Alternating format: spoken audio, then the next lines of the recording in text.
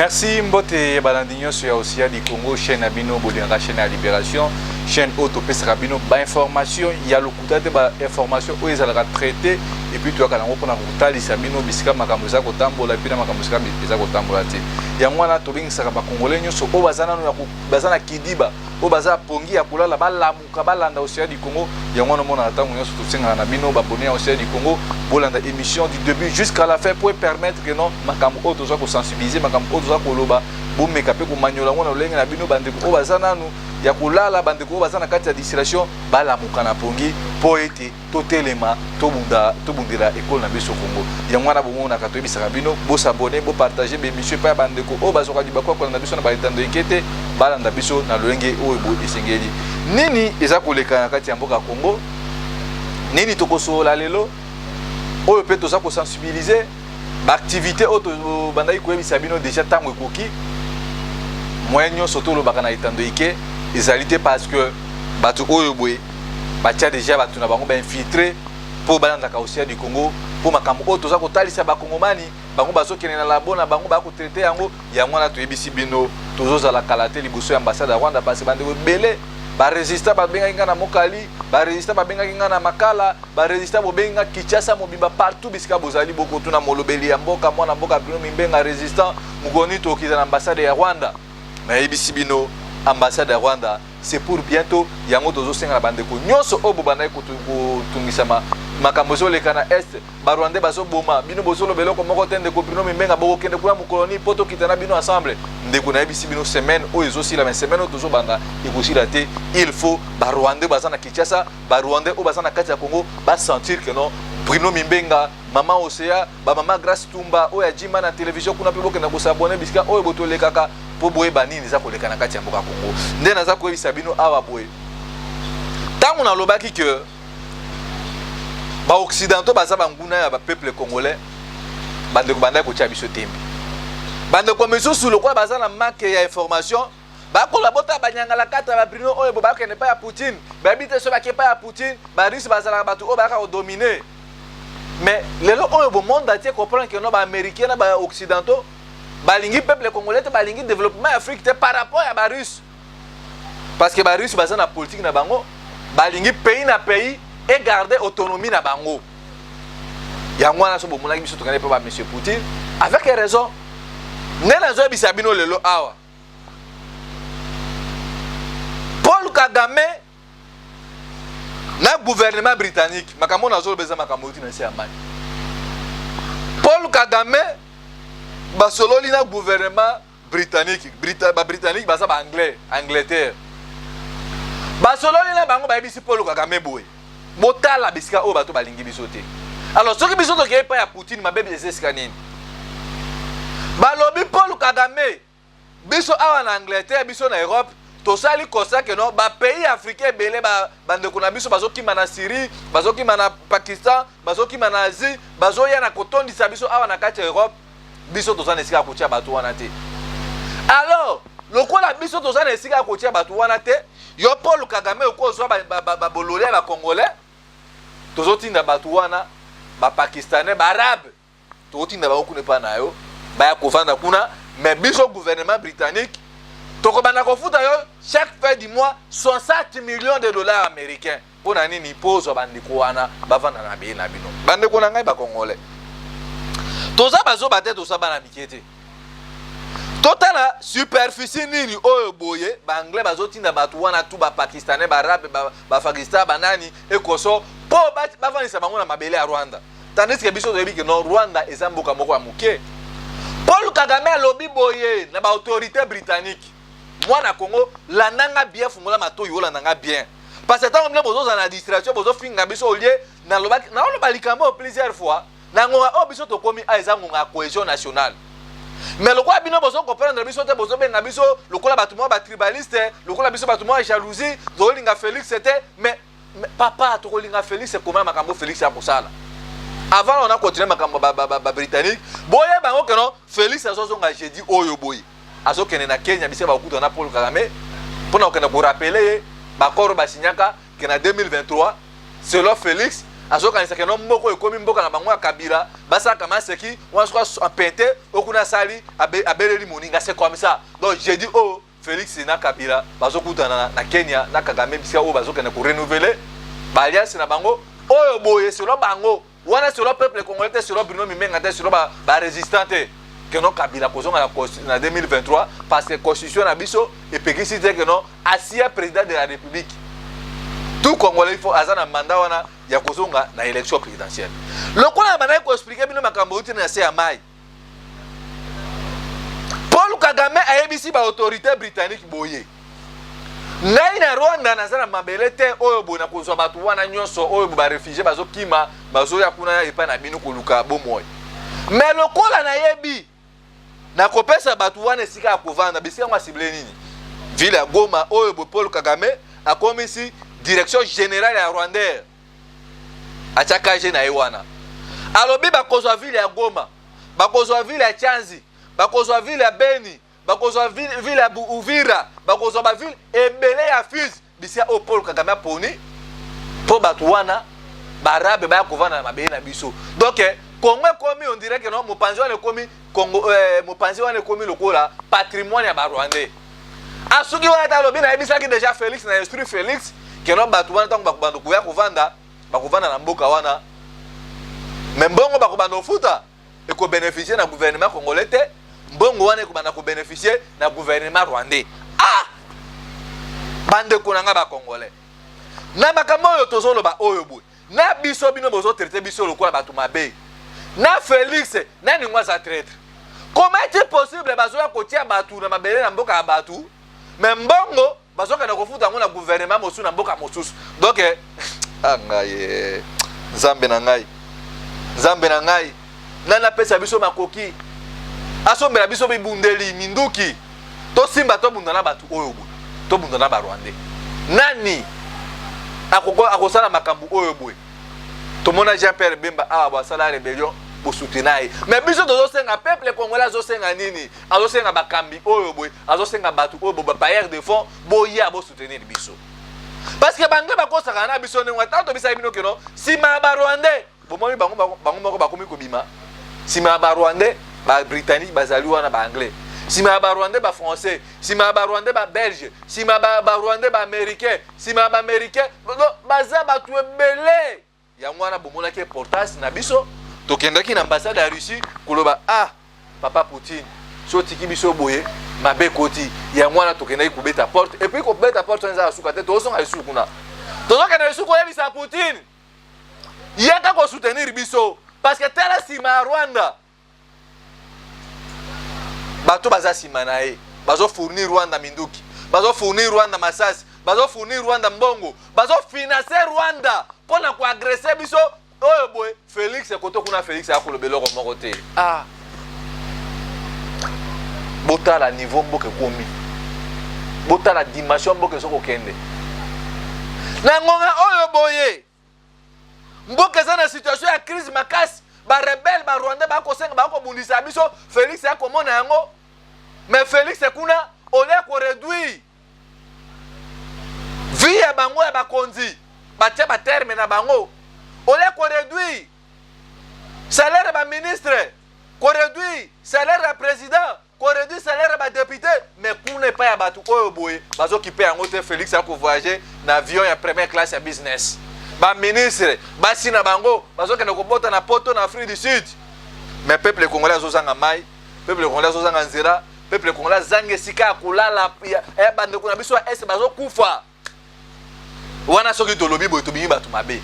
po bande kuna biso kasai ba koloba yo brino yo to loba Félix aza suna droit ko sala mukinza te po batu bazo kufa na est ah langage yo bino ko koloba vraiment yango oyo bonata mboka za na crise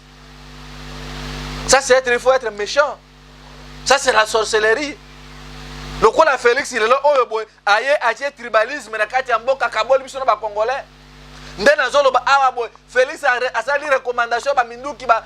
masasi a commander yango akaboli yango pe bande kuna biso ba kasaye po ba bomba bande kuna biso misusu. Oyo bo bazo bunda pona ekolo. Non, ça c'est être méchant. Félix c'est un tribal. Botela le lot dimension tribalisme comme na mboka na biso. botala lelo oyo boye lolenge ba Congolais ba komi koinana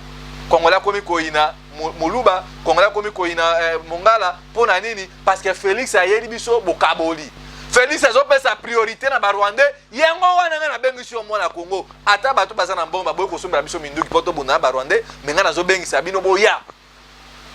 to banda koloba biso ba stratégie na biso na télévision te po bato wana bakomi ko profiter na makambo o biso to sosala donc na minute oyo boye il faut ba Rwandais ba sentir biso que notre peuple congolais a commis déjà éveillé na talisi bino dimension ya motema mabe ya bato to sana bango parc ya Virungu ba komi ko exploiter yango na côte ba Rwandais aéroport na biso ya Goma ekomi esika oyo ba Rwandais reza ko kita ekomi esika na bango oyo boy donc tarmac na bango po kena na Dubai faut le kana Goma po kena Songolo paka faut le donc ekomi lokola mboka na kati na bango nyonso wana nini parce que Félix c'est un dirigeant faible un président qui porte des lunettes mais qui ne voit pas ndenge Félix azali ce que to lobi boy est-ce que to fingi moto Félix azo même peuple na libulu Félix akaboli ba Rwandais pona akaboli ba Congolais pour profit ya ba Rwandais tolo bate yango nazo bengisa mona Congo tala bisika oyo boye makambo za mabe parce que to okita liboso ambassade ya Rwanda ko kita na biso zata eno sa baventure yango to zo bengisa bandeko boya bo soutenir biso batu oyo bo baza mitema mabe mitema bandoki bangwana bazo voyager na première classe mais le lobby awa boye train esalaki déraillement na Katanga batu bakufi Félix kuna azolo beloko moko te. Est-ce que bakoki ko gérer mboka na dimension oyo boye ba gérer kamboka boye te lolenge bino bozo gérer bozo bomba ba Congolais na kati na mboka na bango moko Félix yo wana Paul Kagame instruire alobi nazo zwa barabe wana tu nazo tia bango na ville ya Goma babanda kovanda wana ngai na kobanda kaka kozwa mbongo oyo boye ba Britannique babanda kopesa ngai na minduki na masasi o Félix asombi po aboma ba Congolais. Ça c'est quel pays ça? Ça c'est quelle jeunesse? Yango nazo bengi so mona Congo oya otelema oya to bunda bitumba oh parce que tango yo vandi kuna mboka zo kende kuna ba ndeko na biso bazo kufanzala yo vandi ozo croire que batu oyo boy bakoya pona kubunda pona place na biso c'est faux et archi faux nde bozo mona awa boy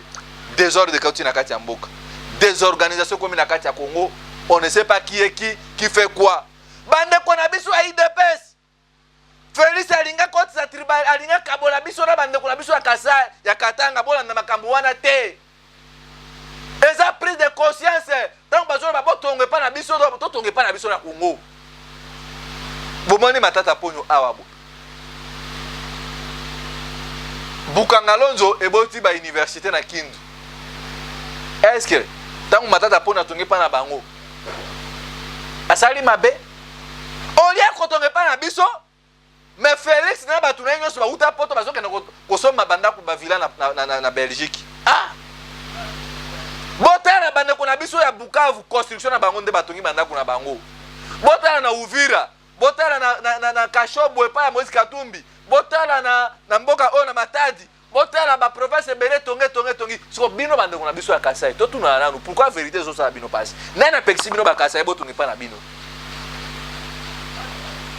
il faut concurrence il faut ça là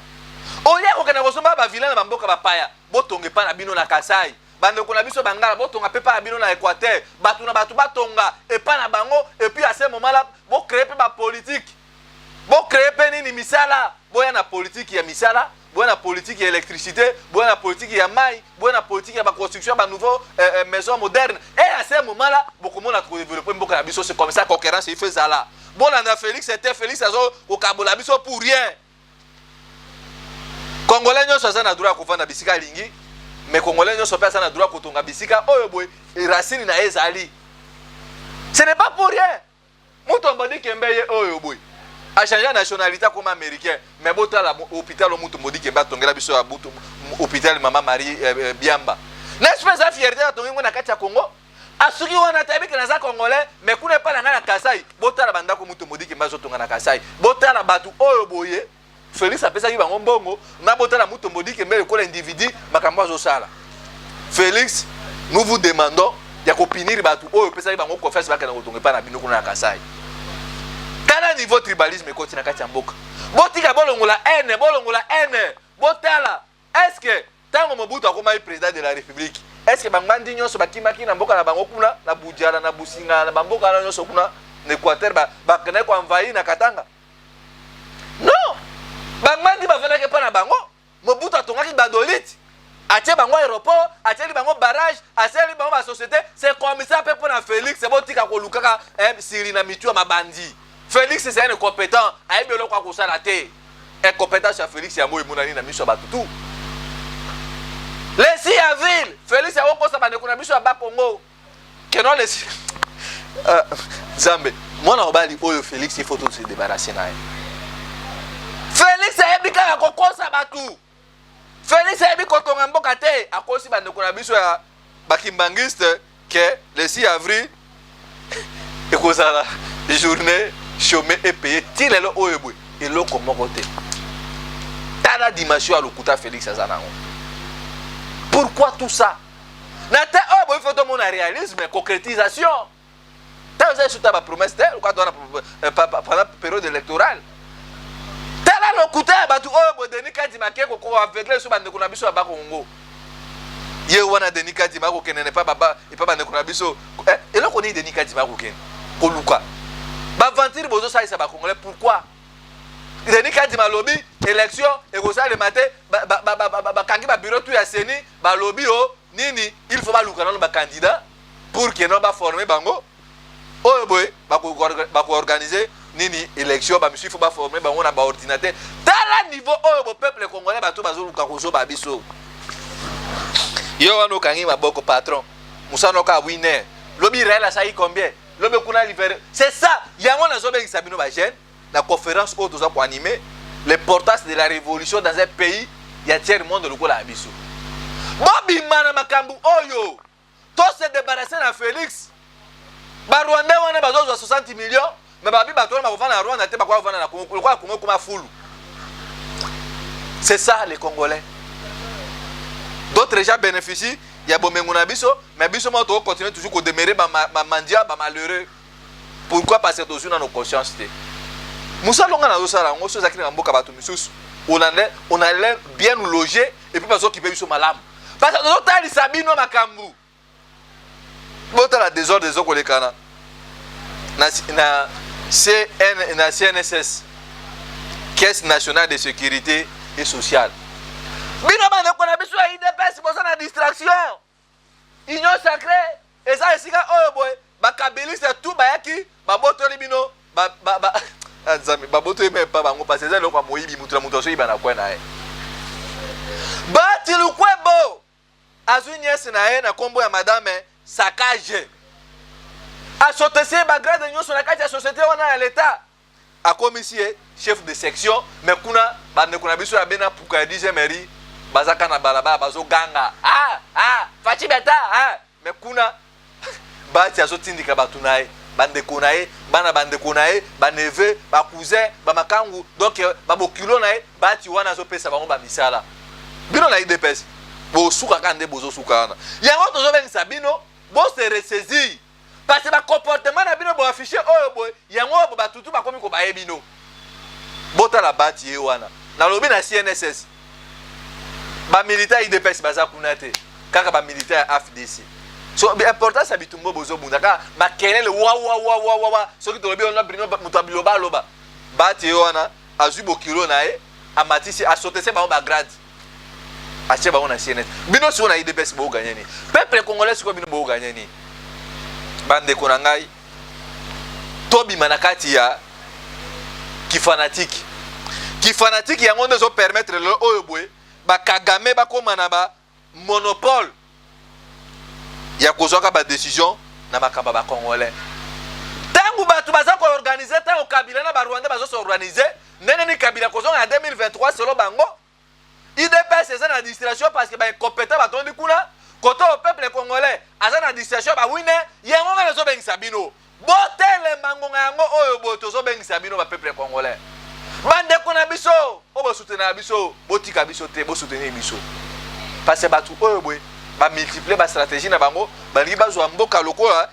cop na bango moko boye bisika oyo boye bayaka kozwa ba ressources minérales na bango congolais tika mutu akolela nzamba kusala et puis ba jour les ko avancer nana ko sombela ba congolais minduki o ba zu ko sens pour ba rwandais qui peut être notre partenaire fiable biso ba congomani auto telemi tozo bunda lokola bana bitike ezate ke bozangi ba moyen na époque ya Kabila baba na ko faire croire biso que non Congo eza mboka moko kitoko wana tozomona Jean-Marie Kasamba lamba ba image na télé 50 congolais zo vivre na makanisi na époque ya Félix mboka komi lokola bande kuna biso ya wewa ba mema ba moto donc pas na bango ba kipaka embouteillage te azo faufiler importance ka to kende mabulu pa to kende c'est ça donc na era Kabila baba na ko lesa biso ba illusion ba image ya kitoko bazo lakisa Congo tala boye boulevard mais na era Félix mboka komi lokola bande kuna biso bazo mema moto importance na ye ebebebe ba te meto ko mananu kuna kaka bande ko balandi na suki lelo awa boye mboka zo kene mabebo tala makambo na uti ko bisa bino bazo bomma ba Rwanda bazo bomma yango na bengi sibino semaine oyo boto zo kene déjà asuka mais semaine wana et aussi la té tout congolais sérieux tout congolais sous conscience a telema to bundana ba Rwandais bo se joindre na bitumba na biso sans oublier que bino bato bozana bakati ya institution botonga pe pa na bino pour éviter ba jalousie o eza nango parce que lelo o botozo ina pourquoi parce que bakatange baswa uniforme bazo tonge pa na bango mais lokola biso ba race ya koto monsieur to na conscience to linga kotonga te ka basi ambiance Jacques-Claude Vendôme aye ba investir à Félix ta ba investir Félix azo benga ba na mboka ba Jacques-Claude Vendôme ba grappe be doxy ba investir à Félix ba ngwana ba luka ka ba investir te lo nga Félix ya kotamba kwa mo pepe ya kaina il faut bosser la politique et la créativité banzela ba dessert agricole bosala bozo lo bana biso tozo proposer bino même makambo za simple boye totangele ngo classe na ba université mais kuna lokola tozana batuma batanga ba université te et pas la bango ko taka bokoto bo puis eleki koto tui c'est ça c'est comme ça vous voulez que Félix biso to betele maboko doto sala to caresser Félix quoi Félix a moi aussi to caresser Félix et to boya non nous on combat le combat pour qu'on changer système yango nazo bengi sa bandeko boya to simba na maboko bo soutenir bitumba oyo boy na mo $1 na yo osunga ba résistant na mo transport na mo mai pour que no temps tozo kena ko bunda wana bandeko wana pe basa na makasi mais kuna bozo linga okura biso te merci na bandeko bozo soutenir biso ba mama Jolie ba mama Océa moi si na kati ya mibali azo bunda bitumba oyo boy vous savez combien de risques biso tozo courir mais tozo na besoin na yo au contribuer pour que non tango tokoza la semaine prochaine ambassade à Rwanda etika la sango et puis ba Rwandais oyo boy ba poni ko vivre na kati ya Congo lokola mboka na bango toko épargner bango mais o baza bato a semer de troubles et désordres wana nde toko boma bango puis toko zonga ba mission na mboka na bango ya lelo na suki awa boy makambo na lobi awa boy et veiller conscience ya mutu na mutu botala ba anglais wana bazo soutenir ba Rwandais so biso toke pa ba koluka Poutine comme problème so biso toke ko beta porte na ambassade à Québec comme problème bangolais bazo exploiter pétrole na biso kuna ils ont profité na bango mais pas na biso mo tozo continuer toujours ko demeurer ba malheureux ba mandia hein DG a marché à Lufu wana bakange pour dénoncer que non maman Denise Nyakeru asa rwandaise botala bisika o mboka ezotambola na trafic d'influence bandeko boyebi ebembe ya camarade na biso résultat eza na morgue tisiko oyo boye mama aussi azobe la opération $10 pour to kuna ndeko na biso résultat bundaki bitumba pona mboka botala ndeko na biso na kufi abanda ko bunda bitumba mais basundole bembe tisiko boye eza na morgue nde tozo senga na bino tozaba mandiate mutu amutema malamu opération $10 pour to sunga to kuna ndeko wana kufi ebembe yango zokende déjà 1 mois et demi na kati ya morgue 1 mois ndeko kabuya 1 mois na kati ya morgue ba 2 mois à peu près soki ndeko kabuya ndenga lobi to kendaki na famille wana okondi mate passe eza na mboka carburé mati transfert zaki 1500 komi 3000 mais Félix azo lobelo ko moko te lokwa zo master na e petit na ye ya mokofi abana ko sunga na Belgique Didier Boudimbu atia yo wana est compétent bazo souffrir peuple congolais mais peuple congolais azo betra batu wana maboko yango na bengisi bino bandeko na biso bo soutenir biso $10 $5 5000 fois to kuna ndeko na biso parce que tokomi koyoka soni biso ba résistant. Numéro ezali plus 243 81 73 11 702 wana ndoki kosunga biso to so mata cercueil ya pamba ta to kosana cérémonie te mais cercueil ya pamba eza équivalent à $200 to kuna ndeko na biso soni eleki mingi soki bokosunga biso semaine prochaine tozo attaquer Rwanda et kozala malamu. Numéro ezali plus 243 81 73 11 702 bino bandeko bozo finga biso bino bato union sacré soko finga na kofinga yo parce que makambo biso tozoloba eza pona intérêt na biso tout mais lokola bino bozo na bolema na mitu na bino bo continuer kofinga biso eza soni na pasi na maoko bazo bozo lia mbonga ba Rwandais batindaka bino bofinga biso soko fingi na kofinga pe yo ofingi bêtise na kozongisela yo. C'est comme ça. Parce que tout ça, basi na bino teke non. Boso mona mboke so kende. Bino boza na distraction ba mbiase ya masanga ya bangi ya zololo na ba winner société o bachela bino pona koyeba ndenge nini boki kote mate poto muna pona mboka. Bande ko boli misa biso parce que bato bakomi kolekisa. Bande ko ya union sacré oyo boy na bande ko na biso ayi DPS ba zangi misala mais na pouvoir na ba continuer toujours kolela mais bazo finga biso to continuer ko bunda pona mboka. Soki bo fingi to ko finga bino. Merci ya lelo na suki awa boy. Bandeko bo sepela na bino menga so moni na lobi na tonalité oyo boy parce que batu oyo bakomi kolekisa yango na tangu to libérer mboka na biso lokola ndenge zaka na Algérie soki boyebi histoire ya mboka oyo te bo tuna peuple arfi na kati ya Algérie bazalaka ba traître à l'époque ba français bazo nyokola ba algérien ba komote stratégie ba mona ka bo stratégie na ebimi pona nini bazaki na ba traître lokwa to za bandeko na biso to kotanga komo na bino bo miyebi pe déjà mais boye ba ngota to libérer mboka oyo boy et belé boko kima mboka oyo boko la peuple wana kima na Algérie ba misu ba kufa pona nini place ya traître liwa lokwa bino bozo continuer ko betra Chilombo maboko na ba aventure nyonso Félix Aosa ya mboka boye ba ngota to zo libérer mboka oyo boy bo bana déjà kosoma ba passeport parce que tous les traîtres na bino ba journalistes bozo lia mbongo ba Rwandais bozo désinformer information to miso to sensibiliser bandeko boye ba ngo boko se retrouver ka peuple arfi na France. Il y a le long de ce qui a na loba toujours liboka pilipili et si la sona mukolo mongote o mona wapi soso akaba pesi